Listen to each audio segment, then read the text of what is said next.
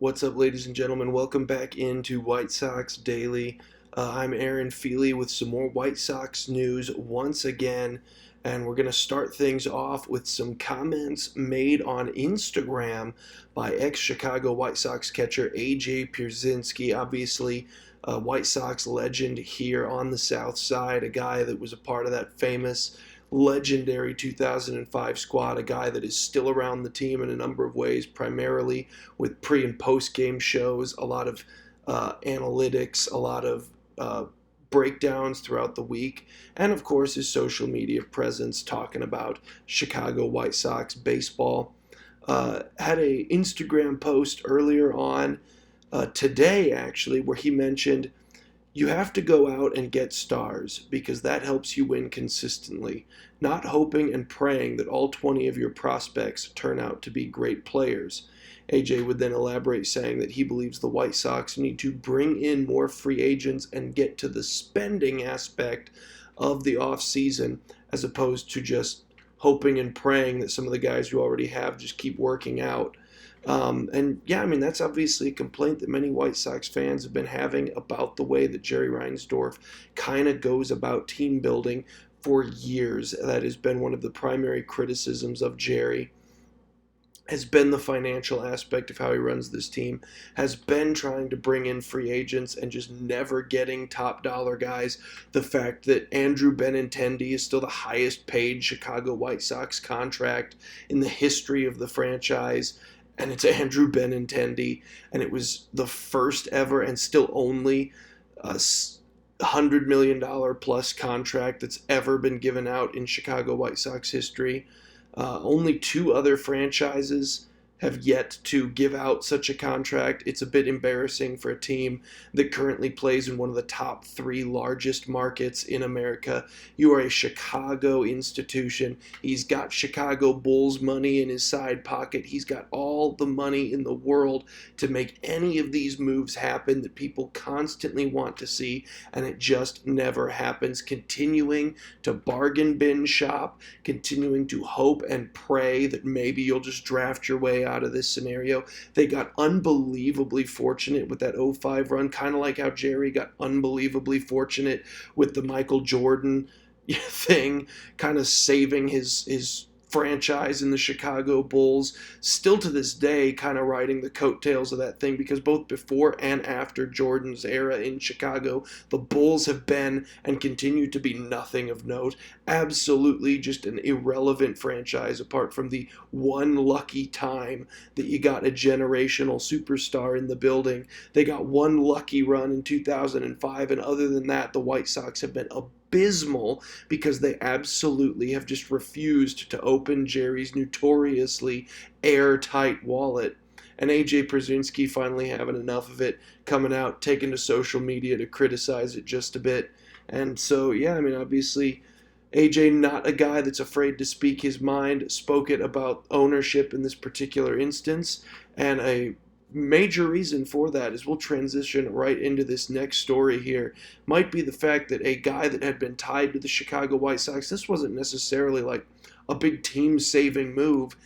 This was, I mean, borderline, like kind of bare minimum type of thing. Like, go out and get something, just anything to excite fans and get people ready to put their butts in seats and to put a watchable team out there that just lost 100 games again. Yes, this is a young ascending team. Yes, there's excitement, but can you bring somebody in that can make that tiny little jump for Chicago where you get another solid outfielder out there, a right fielder that adds something, that isn't just there, that isn't just a guy you throw out there and can hit 200 and he bats eighth or ninth in your lineup and is just such a nothing, such a nobody that we just know was going to end up in right field. And we had heard links to Adolis Garcia as a potential perfect fit to be that veteran name, a guy who had declined last year but has had recent years of true brilliance, and a guy that has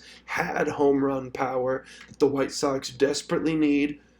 Missed out on that entirely. The Philadelphia Phillies swooped in, signed him instantly, $10 million a year, a number that Chicago easily could have beaten, but can't because obviously the owner, as just mentioned by AJ Pierzynski, probably not supplying Chris Getz with an ample number of funds.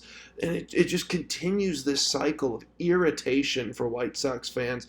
I mean, this isn't even one of the like massive top 5 guys out there in free agency. We're asking, can you go out and get a 33-year-old outfielder on a declining year now that he might be a little bit cheaper, just on the hope that maybe he rebounds this season? No, of course not. Obviously, that's not on the cards. It's not on the table. Chicago won't even show interest in an Adolis Garcia tier level of free agent in this cycle.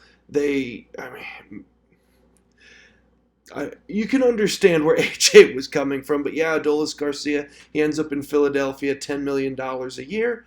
And yeah, that's going to move us right into our next order of business here, which will be, what are we going to do in right field this coming season? Obviously, Mike Tauchman returning has been a bit of the talk, coming back. He was pleasantly surprising last year, had a fairly decent year after the Chicago Cubs kind of chased him out of town. A guy that a lot of White Sox fans really enjoyed having here in Chicago. But again, I mean, that's a guy that was a pleasant surprise, not a franchise alterer, not a team alterer. But, I mean, obviously it's an option still. A lot of people excited maybe Braden Montgomery could finally be called up, make his big league debut in 2026, but we've already been told outright that will not be on opening day, so scratch his name off the list. And we're starting to run fairly low on free agent options. Bader is still out there, so, obviously he was okay with St. Louis. He was borderline worse with Baltimore. You want to talk about just a guy to throw out there? Might steal some bases. That'll be fun. Austin Hayes is a solid player. That's an option for Chicago still at this point. But obviously, we've already seen that if anyone else is willing to offer any of these guys any amount of money whatsoever, go ahead and just cross it off Chicago's list right off the bat. Just right then, right there. Go ahead and just right into the bin. But yeah, so those are some of the options still available for Chicago. Otherwise, we might be looking at a platoon out there in right field once again, just trying to, kill a month or two before Braden Montgomery is ready. I don't know, maybe we'll throw some first basemen out there like we did a few years ago with Gavin Sheets and Andrew Vaughn when we were really desperate. Who knows? We got a bunch of catchers. Maybe one of them can just plant their feet in right field and pray that the ball just goes right to them. That's what we pretty much did with Vaughn there for a while. And heck, we made the playoffs, so why not? We can try it again. But yeah, let us know in the comment section below. What are you guys hoping the Chicago White Sox are able to get done in right field? Let us know down below as we go to our final piece of the day, which is some information on what the holdup has been with the Luis Robert trade, as Chris Getz spoke to Southside Showdown, who then put an article out in regards to the official reasoning given. And oh boy, kind of theme of the day, the New York Mets unable to get a deal done with the Chicago White Sox for Luis Robert because they wanted Chicago to take on a bit of his $20 million he's guaranteed this year. They were willing to give up a number of their minor league prospects. Chris Getz was potentially willing to play ball, but he immediately had to turn it down because he already knew that Jerry Reinsdorf was not going to sign off on taking in any of Luis Roberts' contract. Even a guy, kind of a tycoon like Cohen over there for the Mets, unwilling to spend the full $20 million on Luis Robert, who's still kind of ramping back up. He's had 2 down years in a row. Had a really nice second half of last year before his injury in August, but unwilling to spend that kind of money on a prove-it kind of player. And the Chicago White Sox absolutely, totally unwilling to just eat money at any given point. So, yeah, there's your theme of the day. 4 straight stories that all basically sit here to say AJ Pierzynski had a bit of a rant on Jerry Reinsdorf, and I'm really, really glad he got that off his chest because I've been having that rant to myself and to anyone that will listen to it for years now. It has been a ridiculous journey, a ridiculous amount of penny pinching for a Chicago-based sports franchise with merchandise revenue that's just otherworldly for a team that is supposedly secondary in its own market. They have the funds.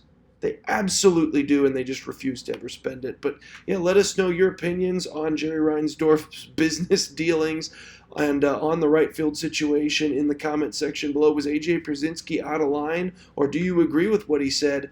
Get the discussion started in the comment section, and we'll see you guys again tomorrow.